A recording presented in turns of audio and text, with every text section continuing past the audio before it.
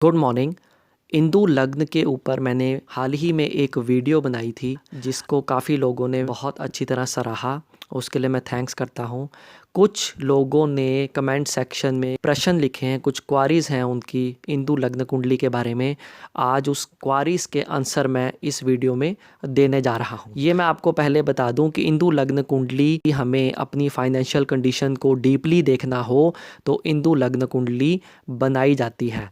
इंदु लग्न कुंडली से ये भी पता लग जाता है कि हमें किस फील्ड में काम करने से फाइनेंशियल कंडीशन है वो इम्प्रूव होगी और किस ग्रह से संबंधित फील्ड के कार्य को हमें नहीं करना चाहिए।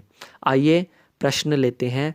पहला प्रश्न रीना सिंह जी ने पूछा है, sir please tell what to do if remainder is zero, how to make Indu lagna chart. इनका सवाल ये है कि यदि रिमाइंडर ज़ीरो आए, अब ये कैसे, आप मेरे प्लीज़ पिछली वीडियो को ज़रूर देख लीजिएगा इंदु लग्न कुंडली को, कि इंदु लग्न कुंडली किस प्रकार से कैलकुलेट करके बनाई जाती है। यदि कैलकुलेट करने के बाद रिमाइंडर ज़ीरो आए तो ऐसे में हमें 12th हाउस लेना है, यानी कि चंद्रमा जहाँ पर भी आपकी लगन कुंडली में बैठा है वहाँ से द्वादश भाव आपने लेना है। वो द्वादश भाव आपका इंदु लग्न बन जाएगा। दूसरा प्रश्न अराउंड द वर्ल्ड जी ने पूछा है, if remainder comes one then which house to take for Indu लग्न।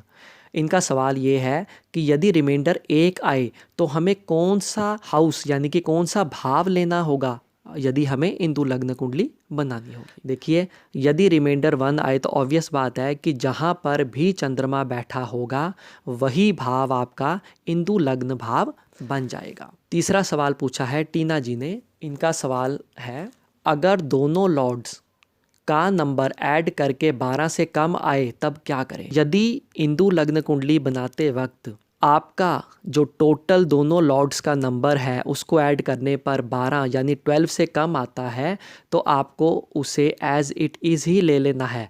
जितना भी नंबर आएगा आपको अपनी लगन कुंडली में चंद्रमा जिस भाव में बैठा है उस भाव से उतने भाव आगे गिनने हैं और आपका वो भाव इंदु लग्न होगा, वो भाव आपका इंदु लग्न बन जाएगा। रफीज़ा खान जी ने पूछा है, सर मेरा आंसर हमेशा डेसिमल में ही आ रहा है, क्या करें इसमें।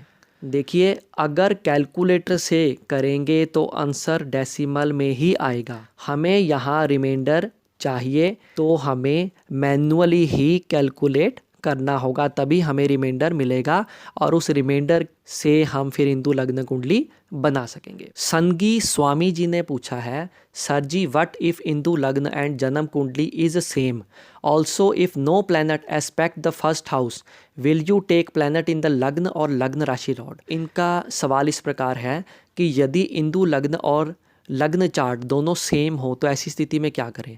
देखिए, ऐसी स्थिति में आपका जो D1 चार्ट है वो ही आपका इंदु लग्न होगा और उसी चार्ट को आपने फिर अपनी फाइनेंशियल कंडीशन के लिए यूज़ करना है। ऐसी अवस्था में लगन भाव के बजाय द्वितीय भाव में जिस ग्रह की दृष्टि होगी आप उस ग्रह से संबंधित फील्ड को चूज़ करेंगे तो ज़्यादा बेहतर परिणाम मिलेंगे। और दूसरा पॉइंट इनका ये है कि अगर लगन को कोई भी ग्रह देख नहीं रहा, एस्पेक्ट नहीं कर रहा, अपनी दृष्टि नहीं डाल रहा, तो ऐसे में हमें कैसे पता लगेगा कि किस ग्रह की फील्ड को हमें चूज़ करना है अपनी फाइनेंशियल कंडीशन को इम्प्रूव करने के लिए।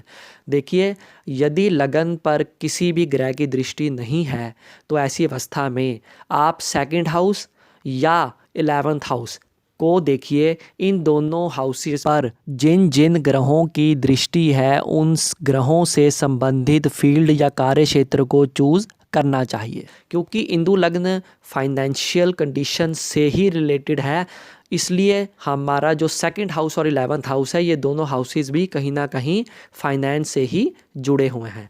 यदि किसी कारणवश सेकंड हाउस और 11th हाउस पर भी किसी ग्रह की दृष्टि नहीं है तो ऐसी अवस्था में अपनी इंदु लगन कुंडली के छठे भाव, अष्टम भाव और द्वादश भाव यानी 6th हाउस, 8th हाउस और 12th हाउस में जो भी ग्रह बैठे हैं या जो भी राशियां हैं उन राशि के जो लॉर्ड हैं उनसे संबंधित जितने भी फील्ड हैं उस फील्ड को नहीं चूज़ करना है। उसके अलावा बाकी फील्ड आप चूज़ कर सकते हैं। उम्मीद करता हूँ हिंदू लग्न पर आप सबके डाउट्स काफ़ी हद तक क्लियर हो गए होंगे। कुछ डाउट्स यदि रह गए हों तो आप कमेंट सेक्शन में अपना प्रश्न लिख सकते हैं। यदि जानकारी ज्ञानवर्धक लगी हो तो लाइक ज़रूर कीजिएगा। Thank you.